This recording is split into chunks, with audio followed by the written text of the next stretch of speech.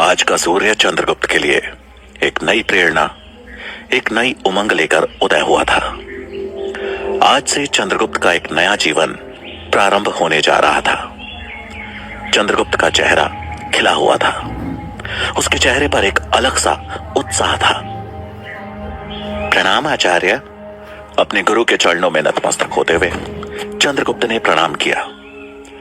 चाणक्य ने उसको आशीर्वाद दिया और बोले, आज तुम्हारी शिक्षा का पहला दिन है चंद्रगुप्त। मैं आशा करता हूं कि तुम हर परिस्थिति, हर आपदा से जूझने के लिए तैयार हो चुके हो। चाणक्य का प्रश्न सुन चंद्रगुप्त बोला, जी आचार्य, आप आदेश दीजिए कि मुझे क्या करना होगा। चलो मेरे साथ। प्रश्न सूचक निगाहों के साथ अपने गुरु का आदेश मान चंद्रगुप्त चाणक्य के पीछे पीछे चल पड़ा। कुछ देर बाद चंद्रगुप्त ने देखा कि उसके सामने ऊंची ऊंची जंगली घास मंद हवा में लहरा रही थी। वो आश्चर्य में था और इससे पहले कि कुछ पूछता, चाणक्य ने उसके हाथ में हंसिया देते हुए कहा, ये लो चंद्रगुप्त, और इस घास को काटने का काम शुरू कर दो।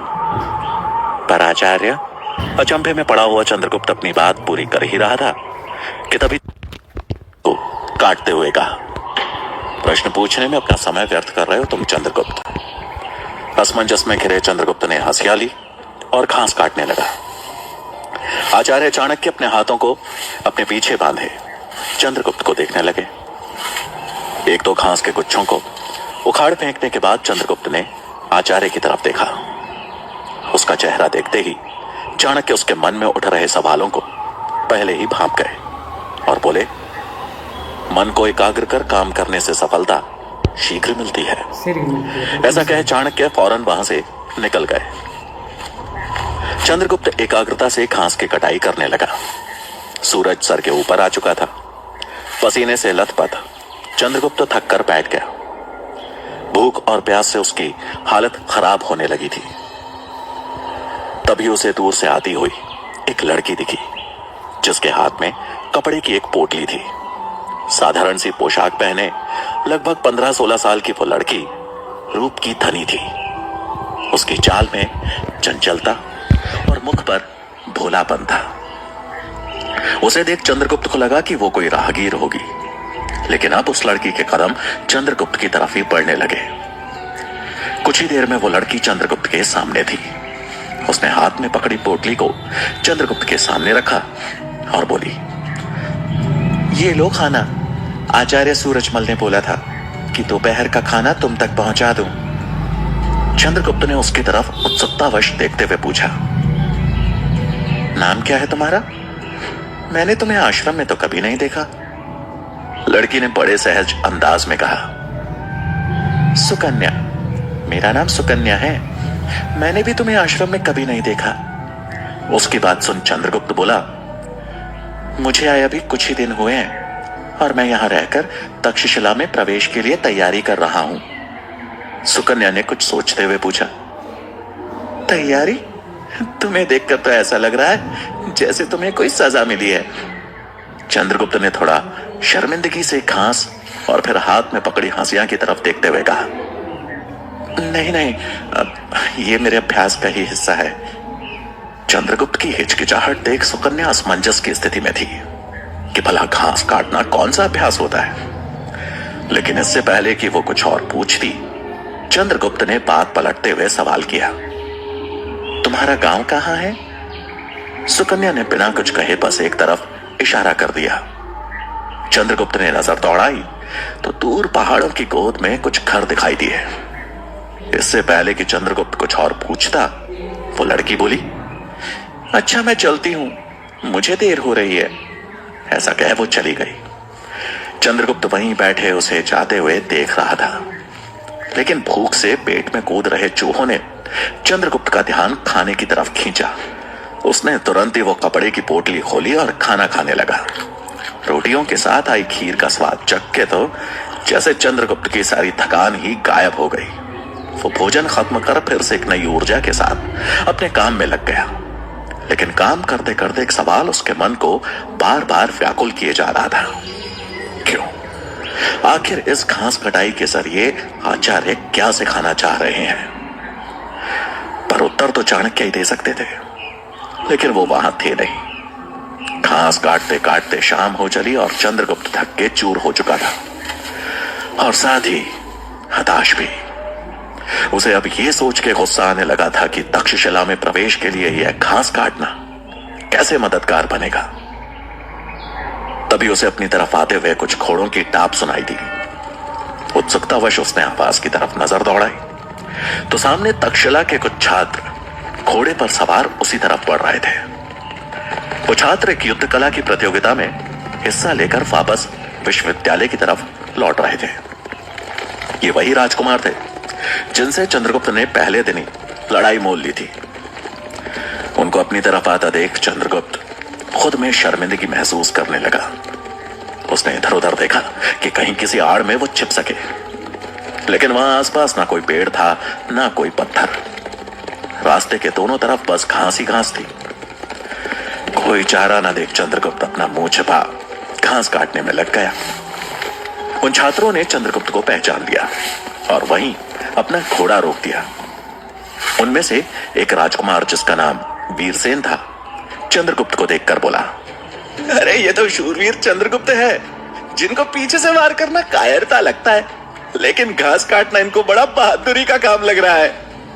ये सुन बाकी के सब छात्र जोर जोर से हंसने लगे। चंद्रगुप्त ये सुनकर शर्मिंदा भी हुआ और साथ में उसके गुस्से का पारा भी बढ़ने लगा। तभी दूसरे राजकुमार ने तंज कसते हुए कहा, तक्षशिला में शिक्षा ग्रहण करने आया था ये। अगर ऐसे भिखारियों को तक्षशिला में प्रवेश मिलने लगा तो वहां की गरिमा तो मिट्टी में मिल जाएगी। इन जैसों को घास काटना ही शोभा देता है। ये सुन चंद्रगुप्त का पारा जैसे आसमान छू गया। उसने गुस्से में उन छात्रों की तरफ देखा जो घोड़े पर बैठे जोर जोर से हंस रहे थे। चंद्रगुप्त का हाथ हंसिया पर जैसे अपनी पकड़ मजबूत करने लगा। वीरसेन ने चंद्रगुप्त की गुस्से से भरी नजरों पर ध्यान देते हुए कहा, अपने गुस्से को घास काटने पर इस्तेमाल कर, वही तेरा यह गुस्सा बर्दाश्त करेगी, हम नहीं। चंद्रगुप्त गुस्से में अपनी जगह से उठ खड़ा हुआ। हंसिया पे उसकी पकड़ और मजबूत हो गई। चंद्रगुप्त हाथ में हथियार और आंखों में उबलता क्रोध लिए उनकी तरफ बढ़ा ही था कि तभी उसके कदम अचानक रुक गए, जैसे कि उसे कुछ याद आ गया। वो एक बार फिर अपने गुरु की आज्ञा का उल्लंघन नहीं करना चाहता था। वो तुरंत मुड़ा और चुपचाप घास काटने में लग गया। ये देख वो राजकुमार छात्र भी हैरान रह गए। लगता है शूरवीर की वीरता सिर्फ घास काटने में ही है, वीरसेन ने मजाक उड़ाते हुए कहा। चंद्रगुप्त की तरफ से कोई प्रत्युत्तर न पाकर वो छात्र हंसते हुए वहां से निकल गए। चंद्रगुप्त जैसे मन मसोस के रह गया, लेकिन उसे पता था कि अगर उसने एक बार और आचार्य चाणक्य को अपने व्यवहार से गुस्सा दिलाया तो उसका परिणाम अच्छा नहीं होगा। समय हल्का सा आगे बढ़ा। चंद्रगुप्त अब इस कटाई के काम से ऊब चुका था। उसके थके हुए शरीर से ज्यादा उसके मन में चल रहे सवालों ने उसके हाथों को रोक दिया। वो चिढ़ते हुए एक जगह बैठ गया। उसने एक बार उस हंसिया की ओर देखा, फिर अपनी आंखों में घृणा के भाव लाते हुए उसे पटक दिया।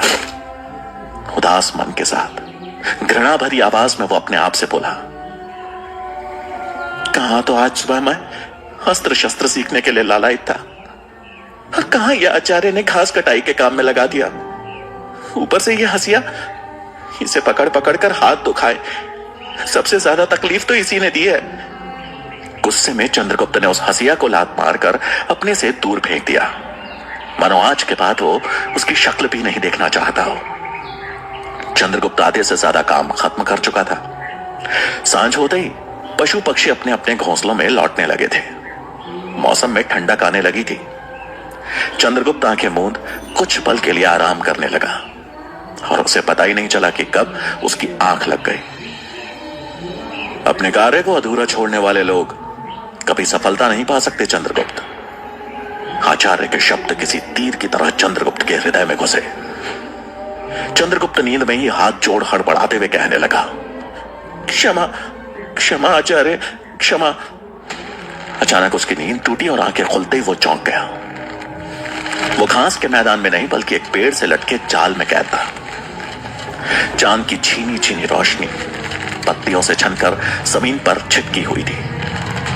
अपने आप को जाल में लिपटा देख चंद्रगुप्त ऐसे तड़पने लगा जैसे बिन पानी मछली।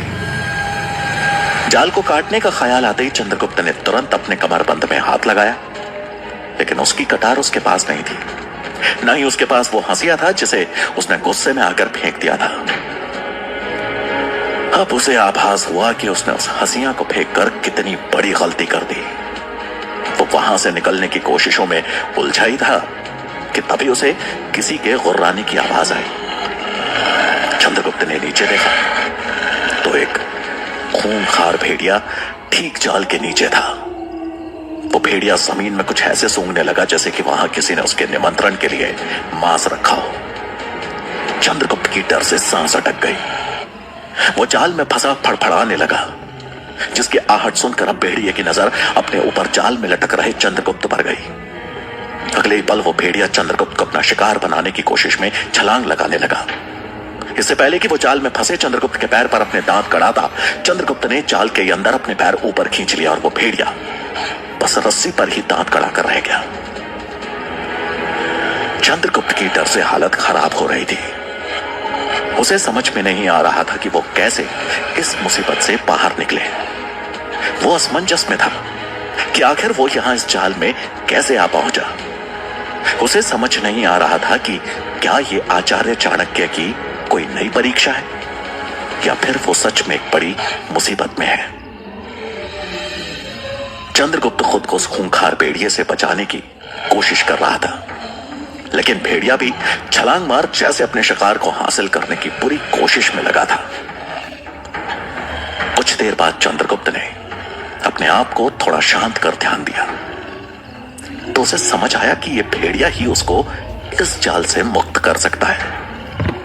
अपने शिकार को पाने की कोशिश में उस भेड़िए के नुकीले दांत हर बार बस रस्सी पर ही उलझ के रह जाते। चंद्रगुप्त अब बड़ी चालाकी से जाल के निचले सिरे पर अपना पांव रखने लगा और जैसे ही वो भेड़िया उसे काटने के लिए उछलता, चंद्रगुप्त अपने पांव ऊपर कर लेता और भेड़िए के दांत बस रस्सी को ही काट के रह जाते। कुछ ही देर में चंद्रगुप्त की चालाकी काम आई और जल्दी ही जाल की रस्सी का एक सिरा कट चुका था। चंद्रगुप्त ने तुरंत ही बुनी हुई रस्सी को सुलझाते हुए जाल को खोलना शुरू कर दिया। कुछ ही पलों में चंद्रगुप्त जाल से बाहर था और टहनी से बंधी रस्सी को पकड़ के पेड़ पे चढ़ने लगा। नीचे भेड़िया अपने शिकार को खुद से दूर जाता देख बेचैन हो रहा था, जैसे उसके मुंह से किसी ने निवाला छीन लिया हो। चंद्रगुप्त बड़ी फुर्ती से पेड़ की टहनी पे जा पहुंचा और भेड़िए के जाने का इंतजार करने लगा। अगले पल भेड़िए पर एक जोर से तीर का निशाना लगा और वो अपने ऊपर आए खतरे को भांपते हुए वहां से भाग खड़ा हुआ। चंद्रगुप्त हैरान था कि आखिर इतनी रात में इस जंगल में भला धनुष लिए कौन था। उसने तीर चलाकर ना तो चंद्रगुप्त पर वार किया और ना ही उस भेड़िए पर।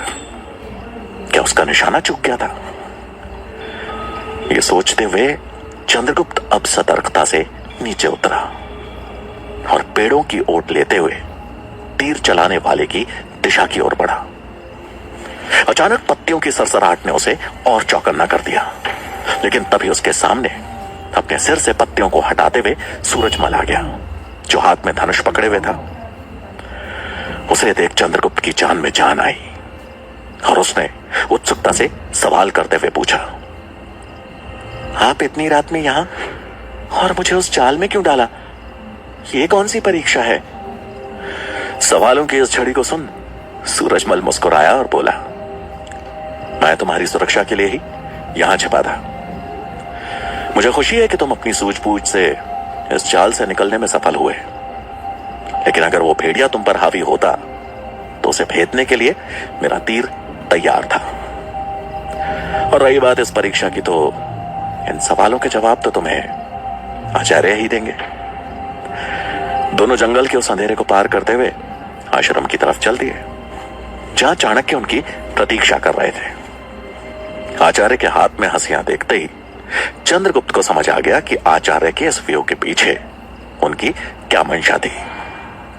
उसने चाणक्य के पांव छुए और ग्लानि भरे स्वर में कहा, वस्तु की सही कीमत का अंदाजा उसके अभाव में ही होता है।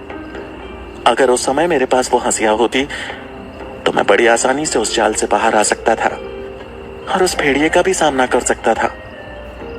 चंद्रगुप्त को आशीर्वाद देते हुए चाणक्य बोले, बहुत अच्छे चंद्रगुप्त, ध्यान रहे मेरे लिए मौखिक शिक्षा से कहीं बढ़कर है प्रायोगिक शिक्षा। इंसान जब अपने अनुभवों से सीखता है तो वो सीख जीवन भर उसका साथ देती है।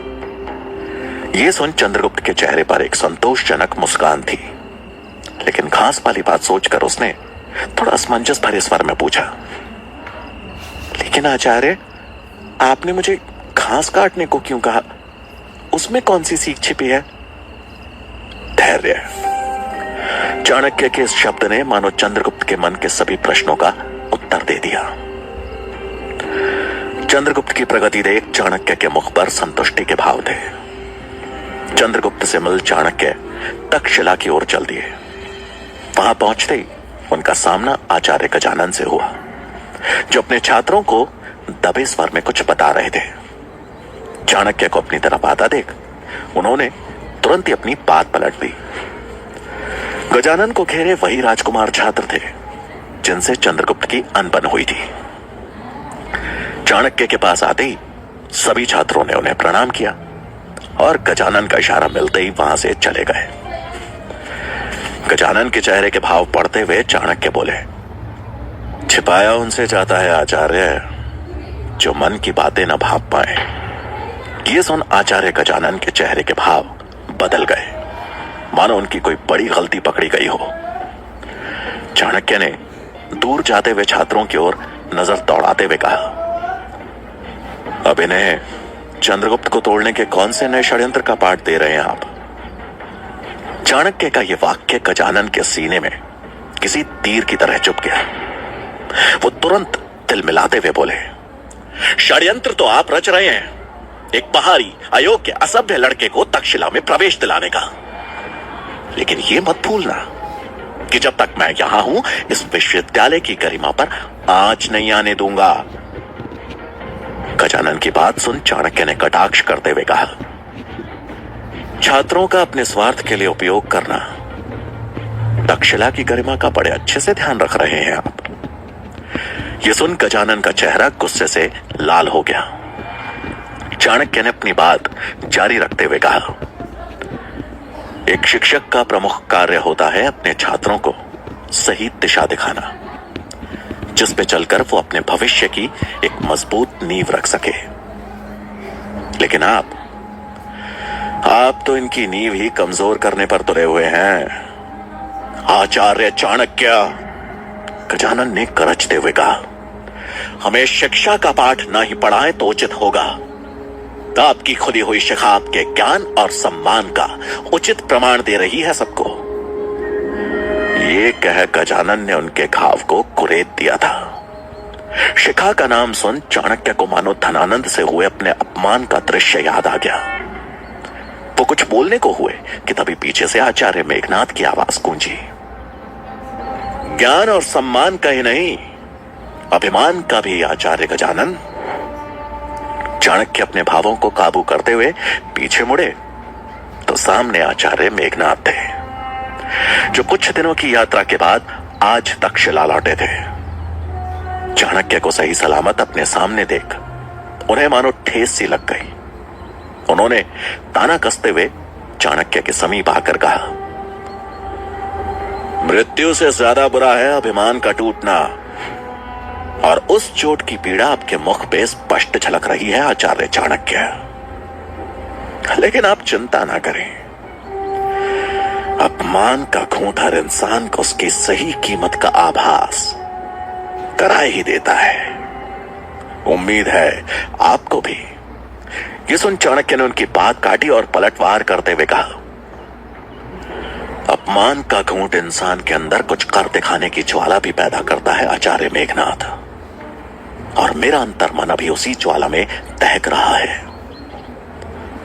वैसे मेरे मगध जाने से पहले आपने अंतिम भोजन का प्रस्ताव रखा था। मुझे आपकी पीड़ा समझ आ रही है। आपकी इच्छा तो पूरी नहीं हुई, लेकिन अब आप चाहें तो हम भोजन साथ में कर सकते हैं। चाणक्य का ये कटाक्ष सुन मेघनाद और गजानन की बोलती बंद हो गई। चाणक्य ने उन दोनों को नमन किया और वहां से आगे बढ़ गए। आचार्य मेघनाद के आ जाने से चाणक्य की मुश्किलें और बढ़ गई थी, क्योंकि अब सिर्फ गजानन ही नहीं बल्कि मेघनाद भी चंद्रगुप्त को परीक्षा में विफल करने के प्रयास में जुटने वाले थे, और चाणक्य को इसका आभास अच्छे से था। चाणक्य की इस दोहरी चिंता से अनजान शाम में चंद्रगुप्त आश्रम में सूरजमल से तलवारबाजी की शिक्षा ले रहा था। कभी सूरजमल चंद्रगुप्त पर हावी रहता तो कभी वो सूरजमल पर। तभी सूरजमल की नजरें आसमान में उठते धुएं की तरफ पड़ी। धुआं इतना भयानक था जिससे साफ पता चल रहा था कि कहीं बहुत भीषण आग लगी है। धुएं को देख सूरजमल ने हैरानी भरे स्वर में कहा, लगता है पास के गांव में आग लगी है। चंद्रगुप्त की नजर जब धुएं की तरफ गई तो वो बोला, अरे ये धुआं तो सुकन्या के गांव की तरफ से उठ रहा है। आचार्य सूरजमल, हमें उनकी मदद करने के लिए जाना चाहिए। चंद्रगुप्त के ये शब्द सुन सूरजमल ने हामी भरी और अगले पल वो गांव की तरफ भाग निकला, मानो उसका कोई अपना गहरे संकट में हो, और उसके पीछे पीछे सूरजमल भी भागा। कुछ ही समय में दोनों एक छोटे से गांव के सामने थे, जिसके कुछ घर धू धू कर चल रहे थे। पूरे गांव में अफरा तफरी मची थी। लोग पास के तालाब से पानी ला लाकर घरों पे डाल रहे थे, लेकिन आग थी कि जैसे बुझने का नाम ही नहीं ले रही थी। लोगों की चीखें, चिल्लाने, रोने की आवाजें पूरे गांव में गूंज रही थी। गांव और वहां के लोगों की हालत देख चंद्रगुप्त और सूरजमल दोनों एक पल के लिए सहम गए। अब वो तुरंत उनकी मदद के लिए गांव के अंदर की तरफ भागे। गांव के किनारे ही सुकन्या का घर था, जिससे उठ रही आग की लपटें मानो पूरे घर को खाक करने पर तुली थी। घर के बाहर बस सुकन्या और उसे पकड़े एक आदमी ही था। बाकी के गांव वाले अपने अपने घरों को बचाने का प्रयास करते हुए दिखाई दे रहे थे। सुकन्या दहकते हुए घर में अंदर जाने की कोशिश कर रही थी, लेकिन वो आदमी उसे अंदर जाने से रोक रहा था, और रोकता भी क्यों ना। उस घर के अंदर जाना मानो मृत्यु को निमंत्रण देना था। सुकन्या जोर जोर से चीख रही थी, रो रही थी। हड़बड़ाते हुए चंद्रगुप्त ने सूरजमल से कहा, लगता है सुकन्या का परिवार अंदर फंसा हुआ है, हमें इनकी मदद करनी होगी। ऐसा कह चंद्रगुप्त बिजली की फुर्ती से घर के मुख्य दरवाजे के बाहर जा पहुंचा। आग की लपटें इतनी ज्यादा थी कि अंदर घुस पाना बहुत कठिन था। सुकन्या की ही उम्र के एक लड़के को अंदर जाने का प्रयास करते देख वो आदमी चौंक गया। सुकन्या को संभालते हुए उसने चंद्रगुप्त को भी रुकने को कहा। तभी पीछे से सूरजमल ने आवाज लगाई, हमें पहले दरवाजे पे ढेर सारा पानी डालना होगा, तभी अंदर जा पाएंगे। चंद्रगुप्त को यह बात सही लगी और दोनों तेजी से तालाब की तरफ दौड़े। रास्ते में एक जगह से पानी का बर्तन उठा दोनों तालाब के पास जा पहुंचे। तालाब से पानी ले जाने वालों की होड़ मची हुई थी। लोग जल्दी जल्दी में पानी ले जाकर अपने घरों पे उड़ेल रहे थे ताकि आग बुझ सके। चंद्रगुप्त हड़बड़ाहट में तालाब से पानी भरने को आगे बढ़ा ही था कि तभी उसको किसी का धक्का लगा और वो सीधा तालाब में जा गिरा। ये देख सूरजमल और ज्यादा घबरा गया। पानी के अंदर पहुंच जैसे चंद्रगुप्त की सांस अटक गई। वो घबराहट में अपने हाथ पांव मारने लगा। उस अंधेरी रात में सूरजमल को बस हाथ पैर मारता चंद्रगुप्त दिख रहा था। वो जोर से चिल्लाया, चंद्रगुप्त,